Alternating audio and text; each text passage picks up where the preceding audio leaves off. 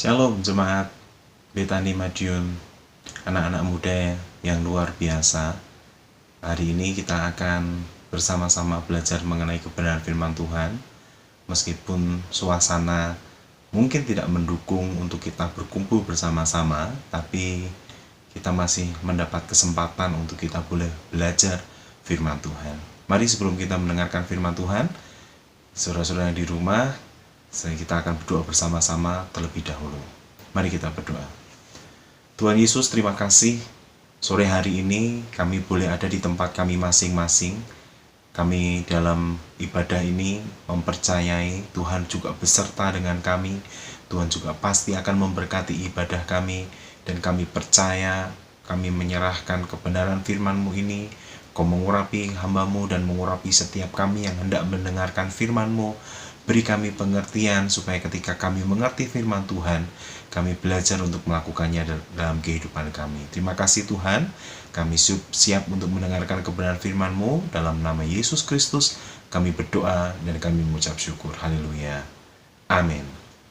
Nah, saudara-saudara yang suka dengan tema, suka dengan judul, mungkin saudara akan pernah mendengar firman Tuhan yang akan saya sampaikan pada kesempatan sore hari ini, yaitu tentang gambar diri. Nah, berapa banyak saudara mendengarkan tentang gambar diri selama saudara hidup? Berapa kali saudara mengenal tentang identitas diri atau mendengar tentang identitas diri, khotbah-khotbah tentang identitas diri dalam kehidupan saudara? Mungkin saudara terlalu sering untuk mendengar khotbah-khotbah yang seperti ini. Tapi sore hari ini saya mengingatkan kembali kepada saudara-saudara yang ada di rumah, anak-anak muda yang luar biasa, bahwa kita perlu kembali mengulang dan bahkan terus menetapkan segala kebenaran yang pernah kita dengar, supaya setiap kebenaran yang kita dengar, kita itu terus melakukannya dan mengerjakannya di dalam kehidupan kita. Mari kita terlebih dahulu membuka Alkitab kita di dalam Kejadian pasal yang pertama ayat yang ke-27. Di sana dikatakan seperti ini. Maka Allah menciptakan manusia itu menurut gambarnya. Menurut gambar Allah diciptakannya dia, laki-laki dan perempuan diciptakannya mereka. Sejak awal manusia laki-laki dan manusia perempuan diciptakan menurut serupa dengan gambar Allah.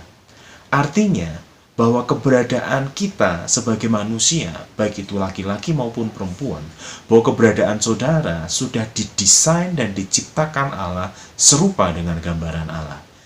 Artinya bahwa serupa, segambar, itu kita sama persis seperti fotokopi, yang satu asli, yang satu kopian. Dan ketika kita menjadi kopiannya Allah, Allah punya maksud, Allah punya tujuan tentunya pada waktu dia menempatkan pertama kali manusia di Taman Eden. Nah, kalau kita mempelajari bersama-sama di dalam Kejadian tadi, maka kita akan tahu ketika Allah menciptakan manusia laki-laki dan perempuan segambar dan serupa dengan dia, Tuhan punya maksud dan tujuan. Tujuan Tuhan menciptakan manusia serupa dan segambar dengan dirinya, yang pertama adalah bahwa setiap manusia yang diciptakan Allah, yang ditaruh di bumi, adalah representatif Allah di bumi. Saudara, kita tahu bahwa pada waktu Allah menempatkan manusia sebagai ciptaannya, segambar dan serupa dengan dia, dia taruh di bumi. Dan pada waktu Tuhan taruh di bumi, kita tahu bahwa manusia menjadi wakil Allah atau representatifnya Allah di bumi. Dengan kata lain, seluruh ciptaan yang lain akan tunduk kepada manusia karena manusia diciptakan segambar dan serupa dengan Allah. Dan mengertikah bahwa saudara ada di dunia ini tidak terjadi secara kebetulan. Bukan hanya keinginan Bapak Ibu Saudara saja saudara ada di dunia ini, tetapi saudara ada di dunia ini, Allah sudah menunjuk saudara, Allah sudah membuat sebuah rencana dalam hidup saudara, bahkan Allah sudah menentukan satu kehidupan, satu tujuan yang dimana Allah mengerjakan pekerjaan-pekerjaannya melalui kehidupan kita, melalui kehidupan saudara. Nah, sebagai representatif Allah, hal ini terus dikerjakan sampai dengan hari ini. bahwa keberadaan saudara hari ini, keberadaan kita sebagai anak-anak muda, bahwa kita perlu tahu saya adalah fotokopinya Allah. Saya adalah orang yang diciptakan serupa dengan Allah dengan tujuan untuk menjadi representatifnya Allah di bumi ini, untuk menyatakan kemuliaan Allah di bumi ini, untuk menyatakan pekerjaan-pekerjaan Allah di bumi ini. Jadi yang pertama, ketika Allah menciptakan kita segambar dan serupa dengan Dia, Allah punya maksud, Allah punya tujuan, yaitu saudara menjadi representatifnya Allah di bumi ini. Yang kedua, pada waktu kita diciptakan serupa dan segambar dengan dirinya, maka kita perlu tahu dalam Kejadian pasal yang pertama ayat yang ke-26, di sana dikatakan seperti ini. Berfirmanlah Allah, baiklah kita menjadikan manusia menurut gambar dan rupa kita, supaya mereka berkuasa atas ikan-ikan di laut dan burung-burung di udara, dan atas ternak dan atas seluruh bumi dan atas segala binatang melata yang merayap di bumi. Nah, saudara-saudara yang kasih dalam nama Yesus Kristus Tuhan, melalui ayat ini kita tahu bahwa Allah punya pekerjaan yang besar buat manusia. Dan pekerjaan ini hanya bisa dikerjakan oleh orang yang dimana diberi kemampuan oleh Allah, yang dimana orang itu menyadari bahwa dia adalah wakil Allah di bumi. Seperti poin yang pertama tadi. Kalau setiap orang menyadari dirinya diciptakan segambar dan serupa dengan Allah, maka dia pasti akan melakukan pekerjaan-pekerjaan yang besar bersama dengan Allah. Saudara yang terkasih dalam nama Yesus Kristus Tuhan, identitas yang benar, penilaian diri kita secara benar, membuat kita menjadi lebih mampu mengerjakan pekerjaan-pekerjaan yang besar daripada waktu kita tidak menemukan pribadi kita dengan jelas. Allah mendesain saudara untuk melakukan pekerjaan-pekerjaan besar. Saudara bisa melihat semua orang-orang yang berhasil, orang-orang yang sukses, orang-orang yang melakukan kehendak Tuhan. Maka semua orang itu adalah orang-orang yang tahu tentang dirinya, yang tahu tentang penilaian dirinya dari Tuhan. Bahwa Allah menciptakan, mendesain, karena Allah mau kita melakukan pekerjaan-pekerjaan yang besar. Dalam Kejadian pasal yang pertama ayat yang ke-26 tadi, ada yang namanya mandat budaya. Mandat budaya adalah manusia berkuasa atas segala makhluk dan mengerjakan pekerjaan-pekerjaan yang mendatangkan kemuliaan bagi Tuhan. Tetapi, pada waktu kita tahu Kejadian pasal yang ketiga, ayat yang kelima, muncullah problem. Sebenarnya problem sebelum dosa muncul, problem yang kemudian menyebabkan manusia jatuh ke dalam dosa, sebenarnya saya temukan di sini adalah problem tentang identitas, problem tentang gambar diri. Ketika dalam Kejadian pasal 3 ayat yang kelima saya baca, tetapi Allah mengetahui bahwa pada waktu kamu memakannya, matamu akan terbuka dan kamu akan menjadi seperti Allah, tahu tentang yang baik dan yang jahat. Hawa digoda oleh iblis, di mana Allah sudah memberitahu Adam dan Hawa, bahkan Allah menciptakan mereka segambar dan serupa dengan Allah. Tapi kemudian iblis meragukan keberadaan identitas mereka. Iblis mencoba menawarkan buah pengetahuan yang baik dan yang jahat, dan kemudian dia berkata kepada Hawa, kalau kamu makan ini, kamu akan menjadi seperti Allah. Bukankah waktu Adam dan Hawa tidak makan buah itu, mereka sudah seperti Allah? Bukankah pada waktu Hawa sebelum memakan buah itu, bukankah mereka sudah diciptakan seperti Allah? Nah, kemudian iblis datang dan meragukan identitasnya. Iblis datang dan kemudian meragukan keberadaan bahwa manusia tidak diciptakan seperti Allah. Kalau kamu mau melakukan apa yang menjadi bujukannya iblis, baru kamu nanti tahu bagaimana menjadi seperti Allah. Nah, problem itu sampai dengan hari ini, saudara-saudara. Bukankah pada waktu kita mengerti, ketika kita mendengarkan khotbah-khotbah tentang gambar diri, bahwa saya diciptakan segambar dengan Allah, saya dibentuk serupa dengan Allah. Tetapi pada waktu ada satu bisikan, ada satu penilaian dari orang lain tentang siapa kita, baru kemudian kita ragu tentang diri kita. Baru kita ragu tentang benarkah saya diciptakan serupa dengan dan segambar dengan Allah, mulai muncul. Sehingga kemudian Amsal mengatakan kepada kita di dalam Amsal pasal yang ke-23 ayat yang ke-7a. Sebab seperti orang yang membuat perhitungan dalam dirinya sendiri, demikianlah ia. Apa yang dipikirkan orang itu akan menjadi apa yang menjadi kepikiran orang itu. Nah, saudara, betapa mengerikannya jika seseorang memiliki pikiran yang salah. Dia akan memiliki sebuah identitas yang salah. Tapi pada waktu dia memiliki satu pemikiran yang benar, maka saya percaya identitas yang akan dimiliki pun pasti benar. Dan pada waktu seseorang memiliki sebuah identitas yang benar, maka orang itu pasti mampu melakukan pekerjaan yang besar. Apa yang ada dalam pikiran saudara? Apa yang saudara pikirkan hari ini tentang diri saudara sendiri?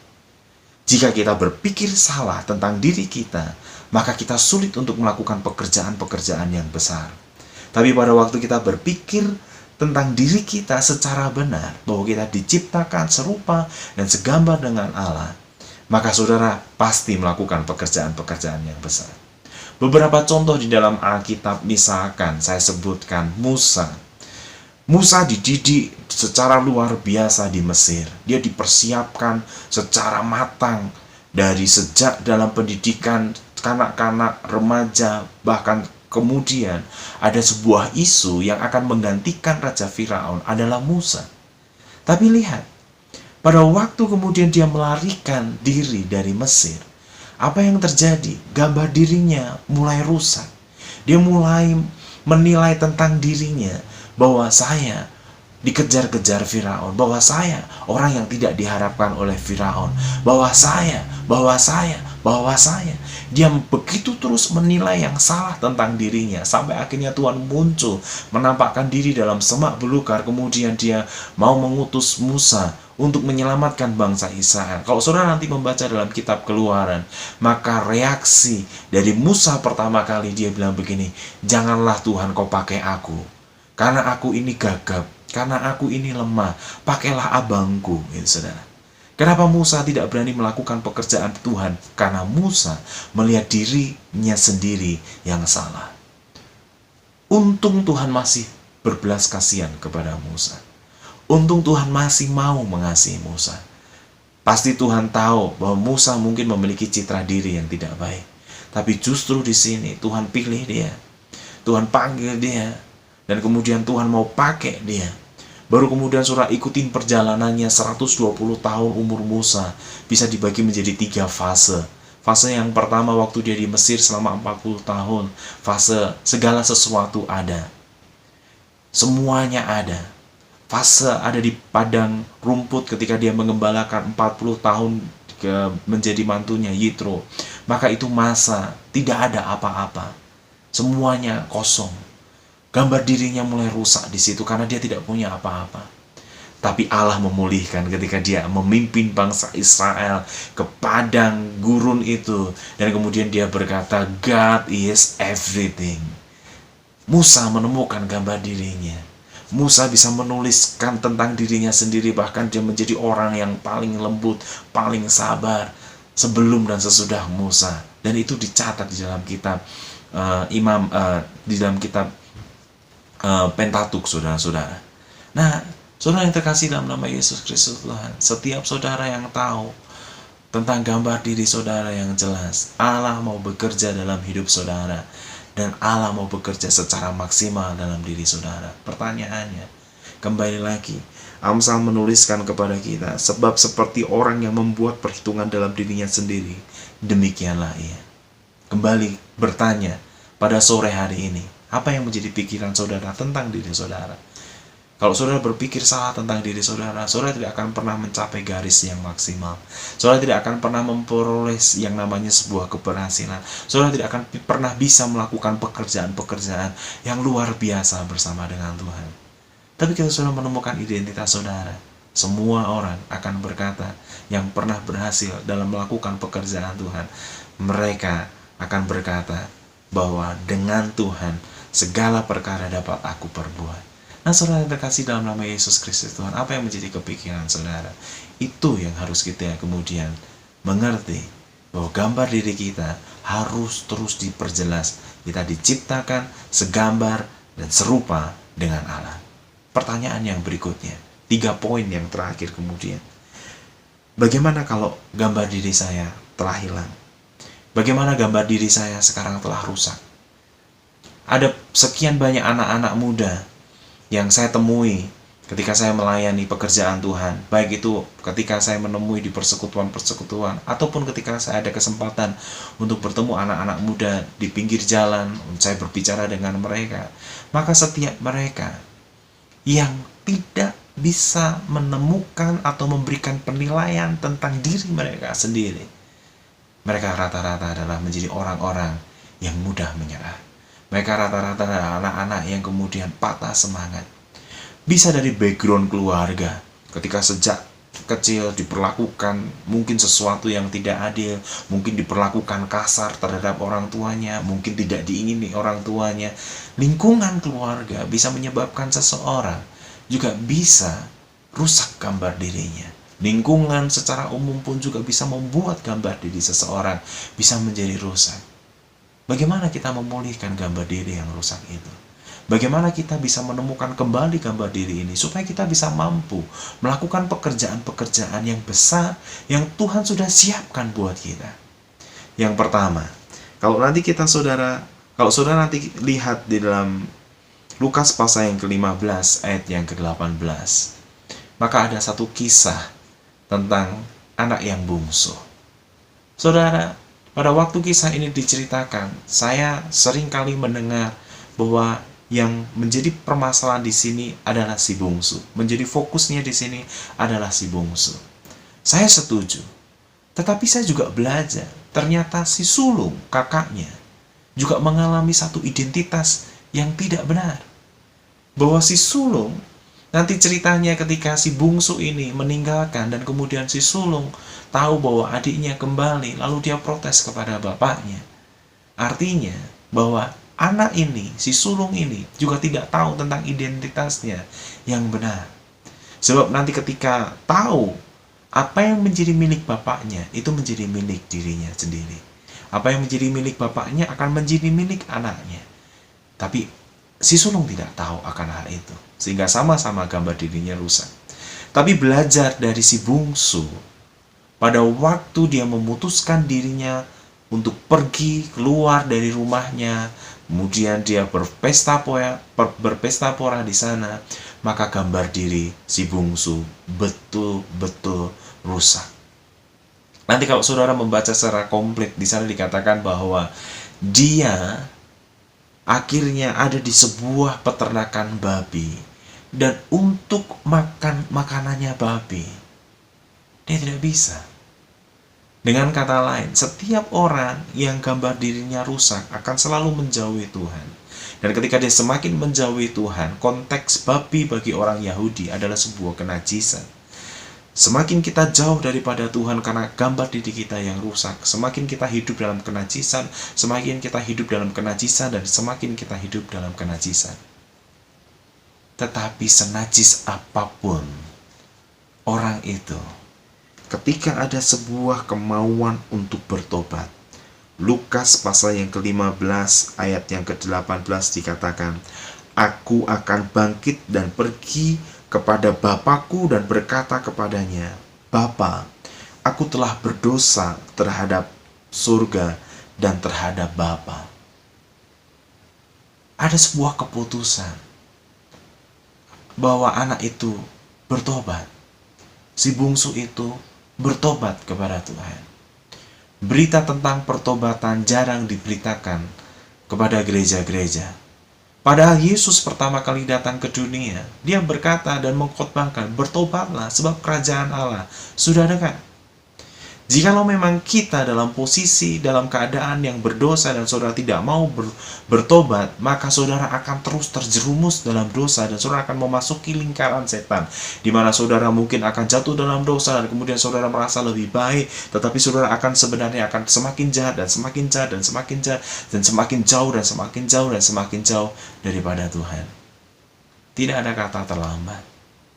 Bagi Tuhan, orang yang berdosa, betul dia berdosa. Tetapi Bapa di kisah anak yang hilang, sejak anak itu pergi, hari itu yang sama, dia menunggu anaknya kembali pulang. Dia tahu bahwa anaknya bernilai buat dirinya sendiri. Dia tahu bahwa anaknya adalah anak yang sangat berharga buat dia sendiri. Sehingga dia menunggu kapan dia pulang. Sehingga pada waktu kisah itu dilanjutkan, maka ketika anaknya yang jauh itu kelihatan dan waktu mau pulang, sekalipun dia itu mungkin dalam keadaan yang tercela, bapaknya lari. Dan ketika bapaknya menemukan anak itu, bapaknya tidak peduli dulu dengan dosa-dosanya. Bapaknya tidak peduli dulu dengan apa yang dia lakukan. Tetapi bapaknya peduli dengan hatinya yang mau berbalik kepada Tuhan. Seringkali waktu kita mau berbalik kepada Tuhan, kita mengingat setiap pelanggaran yang kita lakukan. Mungkinkah Tuhan mengampuni dosa-dosa saya? Mungkinkah Tuhan dosaku yang sudah sangat jahat ini? Tuhan tidak melihat itu dulu. Tapi Tuhan melihat kesungguhan hati kita yang mau balik kepada Dia. Dan pada waktu si bungsu ini balik, yang menarik adalah bapaknya kasih jubah kembali dan kasih cincin. Saudara harus mengerti cincin di perjanjian lama. Cincin adalah lambang otoritas. Ketika seseorang anak majikan memiliki cincin, itu yang membedakan dengan anak-anak hamba yang lain. Pada waktu itu, anak majikan dan anak budak bisa hidup bersama-sama, karena pada waktu itu bisa menjadi satu suku, menjadi satu kaum. Tetapi yang membedakan adalah di cincin. Ketika anak ini mengangkat jarinya, mengangkat cincinnya, semua anak budak-budak akan tahu bahwa anak itu punya otoritas. Pada waktu seseorang yang berdosa mengambil keputusan untuk balik bertobat, gambar dirinya dipulihkan, otoritasnya dikembalikan. Untuk apa? Untuk melakukan pekerjaan yang besar bagi Tuhan. Sekali lagi, Tuhan tidak peduli dengan berapa banyak dosa yang saudara lakukan. Tuhan mungkin tidak tahu secara detail saudara mau bertobat atau tidak. Tetapi yang Tuhan mau dalam hidup saudara, saudara balik. Yang Tuhan mau dalam hidup saudara, pertobatan dalam hidup saudara.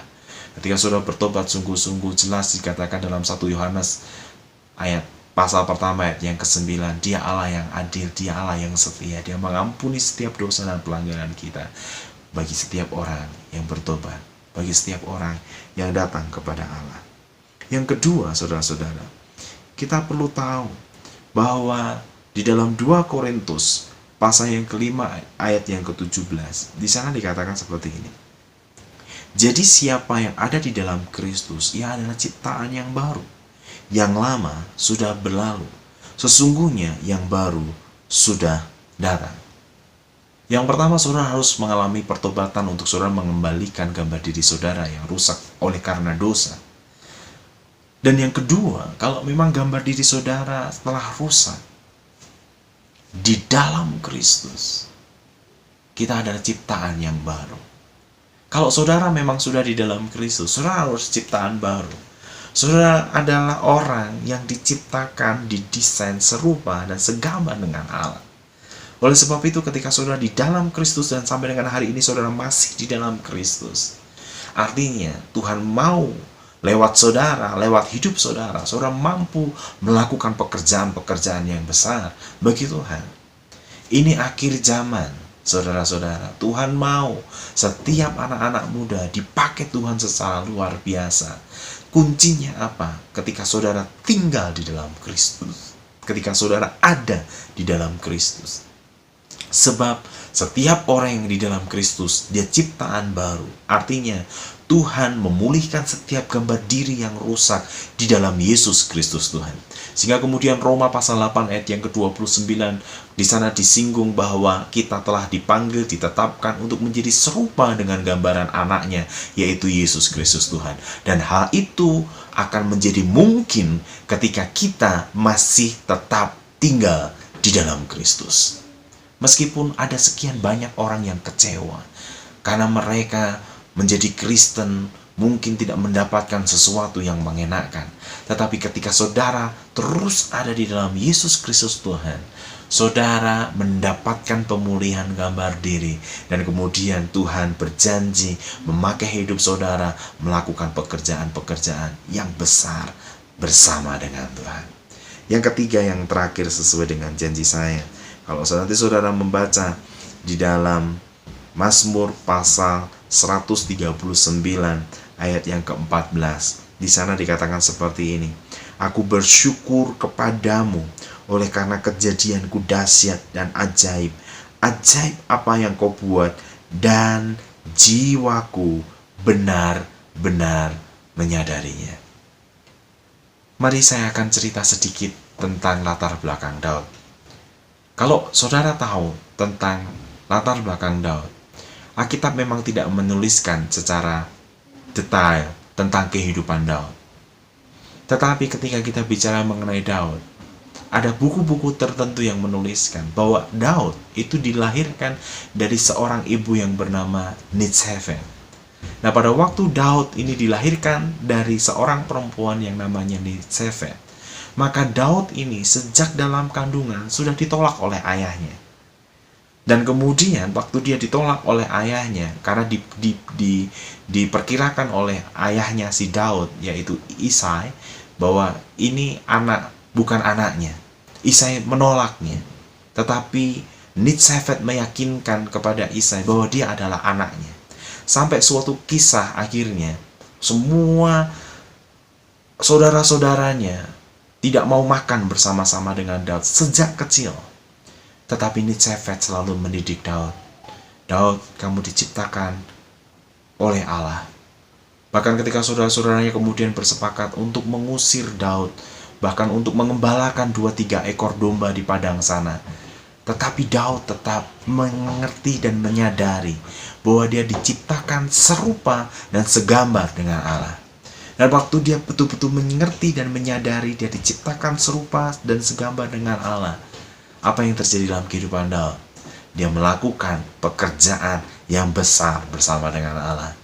Sampai suatu kejadian bahwa ketika semuanya harus makan, maka di situ ada seorang nabi, di mana Nabi Samuel kemudian datang dan kemudian berkata kepada Isai, aku akan mengurapi salah satu anakmu yang akan menjadi raja. Dan kemudian setelah semuanya maju, tidak ada yang dikatakan Tuhan dalam hati Samuel. Sampai kemudian Samuel berkata kepada Isai, inikah semua anakmu? Baru kemudian Isai berkata, masih ada satu. Baru kemudian Daud pulang.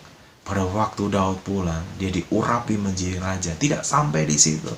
Ketika Daud menyadari bahwa dia diciptakan begitu ajaib oleh Tuhan, dan kemudian dia menyadari jiwanya penuh dengan kesadaran, apa yang dilakukan berikutnya? Dia mengalahkan raksasa Goliat. Dia mengalahkan satu perkara yang besar. Dan tidak sampai di situ, sampai di akhir hidupnya dia menjadi raja seluruh orang Israel. Dan kemudian dicatat dalam Kisah Para Rasul, Daud adalah orang yang berkenan di hati Allah. Mengapa saudara? Karena Daud menyadari bahwa dia diciptakan begitu ajaib, begitu mulia oleh Sang Penciptanya. Nah, sore hari ini saya mengingatkan kembali kepada saudara-saudara, kepada anak-anak muda yang dimana saudara mungkin ada di ambang penilaian gambar diri saudara. Benarkah saya ini seperti ini? Benarkah saya ini orang yang akan melakukan perkara yang besar? Benarkah? Ada sekian banyak pertanyaan-pertanyaan yang muncul dalam hidup saudara, dan kemudian saudara memberikan sebuah penilaian tentang diri saudara. Kabar baiknya, pada waktu kita kehilangan gambar diri kita, yang pertama belajar dari si bungsu. Bertobatlah. dari setiap dosa dan pelanggaran yang kita lakukan. Allah memulihkan saudara. Yang kedua, Allah mau saudara tinggal di dalam Kristus. Sebab ketika saudara tinggal di dalam Kristus, maka saudara akan diciptakan baru, menjadi bagian ciptaan yang baru. Yang lama sudah berlalu, yang baru sudah diberikan oleh Tuhan. Dan yang ketiga, yang terakhir, belajar dari kehidupan Daud, yang dia punya alasan untuk menilai gambar dirinya salah sejak dia kecil. Yang dia punya alasan bahwa saya ditolak, saya tidak diterima oleh keluarga. Tetapi dia menyadari betul bahwa dia diciptakan, betapa ajaib dan dahsyatnya Tuhan menciptakan hidupnya dia.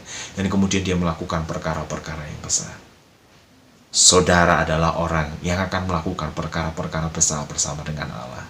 Saudara adalah orang yang sudah didesain oleh Allah, diciptakan oleh Allah, serupa dan segambar dengan Dia. Saudara adalah representatifnya Allah. Saudara diciptakan untuk melakukan mandat Allah. Jadi, temukanlah diri saudara dengan benar. Nilailah dirimu dengan benar. Maka Allah akan melakukan perkara yang besar dalam hidup saudara. Mari kita berdoa. Tuhan Yesus, terima kasih. Firman-Mu boleh datang malam hari ini, sore hari ini. Diingatkan kembali kepada kami tentang gambar diri kami, Tuhan. Tuhan, kami semua anak-anak muda-Mu yang mendengar malam hari ini. Kadang-kadang kami bertanya tentang siapa diri kami. Tetapi syukur kepada Allah yang hari ini telah berfirman kepada setiap kami, bahwa Engkau menciptakan kami begitu dahsyat dan ajaib. Bahwa Engkau Tuhan, Engkau tidak peduli dengan segala pelanggaran dan dosa-dosa kami pada waktu kami mau kembali bertobat kepada Tuhan. Engkau mengubahkan kain kermis yang merah itu menjadi putih seperti salju. Janji-Mu pada waktu kami bertobat, Engkau mengembalikan otoritas kami, Tuhan. Dan terima kasih bahwa di dalam Kristus kami menjadi ciptaan yang baru, yang lama sudah berlalu. Sesungguhnya yang baru sudah datang. Tuhan, Kau memberkati semua anak-anak muda Jemaat Betani Madiun, Jemaat Pemulihan ini. Kami berdoa supaya setiap remaja pemuda-Mu ini menemukan gambar diri mereka kembali secara jelas dan menyadari betul bahwa kami diciptakan serupa dan segambar dengan Allah. Bahwa Allah mau lewat hidup kami melakukan pekerjaan-pekerjaan yang besar bersama dengan Tuhan. Tuhan, terima kasih.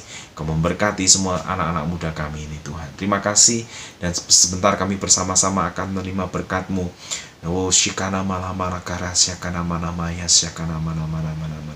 Mari saudara-saudara boleh mengangkat tangan saudara dan menerima berkat Tuhan. Diberkatilah saudara-saudara yang mendengarkan firman Tuhan pada malam hari ini. Diberkatilah studi saudara. Diberkatilah saudara yang sudah bekerja. Diberkatilah saudara menjadi orang-orang yang takut akan Allah. Menjadi orang-orang yang militan di dalam Tuhan. Menjadi orang-orang yang akan menuai akhir zaman ini. Orang-orang akan dibawa kepada Tuhan melalui hidup saudara. Dan kami berdoa dalam nama Yesus, kiranya berkat dari Allah Bapa, cinta daripada Yesus Kristus, dan penyertaan daripada Roh Kudus itu senantiasa ada dalam kehidupan kami. Terima kasih Tuhan, kami terima berkat-Mu dalam nama Yesus Kristus Tuhan. Haleluya. Amin. Tuhan Yesus memberkati saudara.